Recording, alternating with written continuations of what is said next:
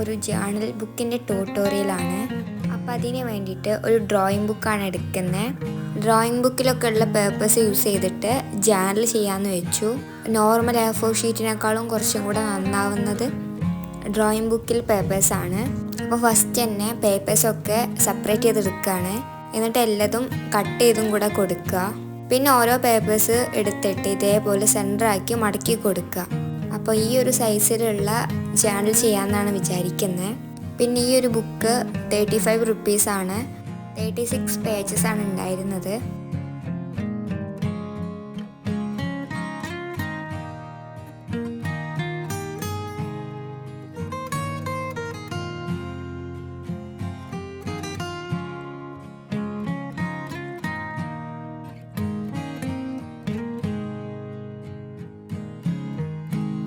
അപ്പോൾ എല്ലാം ഇതേപോലെ മടക്കി എടുത്തിട്ടുണ്ട്. അപ്പോൾ ഇങ്ങനെ വെച്ച് നോക്കുമ്പം ഏകദേശമൊക്കെ ഒരേ സൈസിലായിട്ട് തന്നെയാണ് ഉണ്ടാവുക. ചെറിയ ഡിഫറൻ്റ് ഒക്കെ പേജിന് ഉണ്ടാവുള്ളൂ. അപ്പോൾ അത് കട്ട് ചെയ്ത് കൊടുത്തൊന്ന് ലെവലപ്പ് ചെയ്താൽ മതി.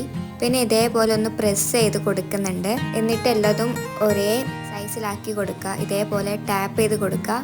അപ്പോൾ ഉള്ളിലിങ്ങനെ മടങ്ങി നിൽക്കുന്നതൊക്കെ നേരാവും. പിന്നെ രണ്ട് സൈഡിലും ക്ലിപ്പ് വെച്ച് കൊടുക്കുന്നുണ്ട്.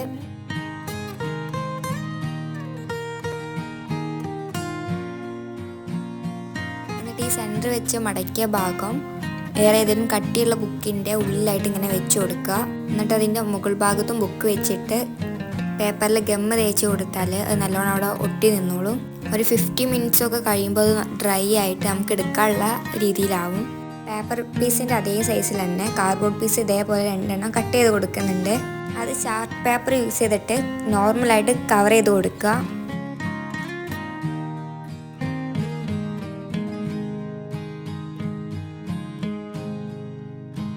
അതിൻ്റെ സെൻറ്ററിലായിട്ട് ഇതേപോലെ വെച്ച് കൊടുത്തിട്ട് സ്പേസ് വിടുക.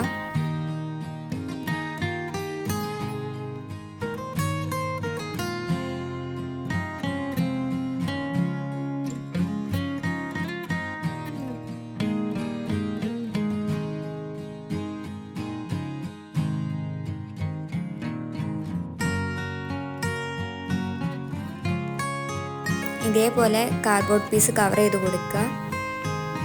എന്നിട്ട് അതിൻ്റെ സെൻറ്റർ ഭാഗത്തായിട്ട് അത് ഒട്ടിച്ച് കൊടുക്കുക. അപ്പോൾ ഇപ്പോൾ ബുക്ക് റെഡി ആയിട്ടുണ്ട്. ഇനി ഇതിൻ്റെ കവർ പേജും കൂടെ ഡെക്കറേറ്റ് ചെയ്ത് കൊടുക്കാം. അപ്പോൾ അതിന് വേണ്ടിയിട്ട് ഇതേപോലെ ആൽഫബറ്റ്സ് പ്രിൻ്റ് എടുത്തതാണ്. അപ്പോൾ അതിൽ നിന്ന് ജേണലിൻ്റെ ആൽഫബറ്റ്സ് കട്ട് ചെയ്തെടുത്തിട്ട് ഒട്ടിച്ച് കൊടുക്കുകയാണ് ചെയ്യുന്നത്.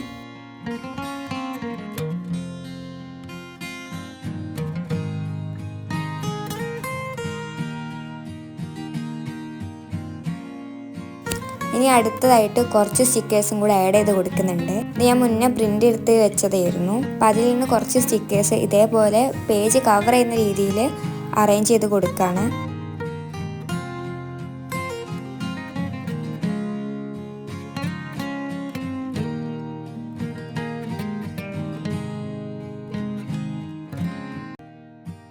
അപ്പോൾ ഒട്ടിച്ചൊക്കെ കൊടുത്ത് കഴിഞ്ഞിട്ടുള്ള ലുക്ക് ഇങ്ങനെയായിരുന്നു. അപ്പോൾ ഇനി ഇത് പ്ലാസ്റ്റിക് കവർ വെച്ച് ഒന്ന് കവറും കൂടെ ചെയ്ത് കൊടുക്കുന്നുണ്ട്. അപ്പോൾ ഞാൻ ഇങ്ങനെ ചെയ്യുന്ന ഒരു ഇതും ബുക്കിലൊക്കെ ഇതേപോലെ പ്ലാസ്റ്റിക് കവർ യൂസ് ചെയ്തിട്ട് കവർ ചെയ്യാറുണ്ട്. കാരണം നമ്മൾ ജേർണലിങ്ങിലൊക്കെ യൂസ് ചെയ്യുന്നതായതുകൊണ്ട് പെട്ടെന്ന് കേട് വരാതിരിക്കാൻ വേണ്ടിയിട്ടാണ്. അപ്പോൾ ആ പ്ലാസ്റ്റിക് കവർ ഇതേപോലെ ടാപ്പ് യൂസ് ചെയ്തിട്ടാണ് ഒട്ടിച്ചു കൊടുത്തത്. എന്നിട്ട് ആ ലാസ്റ്റ് പേജ് ആ ഒരു ബോർഡിനോട് ഒട്ടിച്ചു കൊടുക്കുകയാണ്. അങ്ങനെ ആകുമ്പോൾ ഒട്ടിച്ചതൊന്നും പിന്നെ കാണൂല, നല്ല വൃത്തിയായിട്ട് തന്നെ കിട്ടിക്കോളും. അതേപോലെ തന്നെ ബാക്ക് വശത്ത് ഒട്ടിച്ചു കൊടുക്കുന്നുണ്ട്. ഇനി ലാസ്റ്റായിട്ട് ഇതേപോലെ ഒരു റിബൺ യൂസ് ചെയ്തിട്ട് സെൻറ്ററിൽ കൂടെ കെട്ടി കൊടുക്കാമെന്നും കൂടെ വിചാരിച്ചു. അപ്പോൾ ഇതിങ്ങനെ കൊണ്ടുവന്നിട്ട് ബാക്ക് വശത്തായിട്ട് ഇതേപോലെ ഒട്ടിച്ചു കൊടുക്കുകയാണ് ചെയ്യുന്നത്. അപ്പോൾ ഇത് ഒട്ടിക്കാനും ടാപ്പ് തന്നെയാണ് യൂസ് ചെയ്തത്. അതേപോലെ 2 അറ്റത്തും ഒട്ടിച്ചു കൊടുക്കുകയാണ്.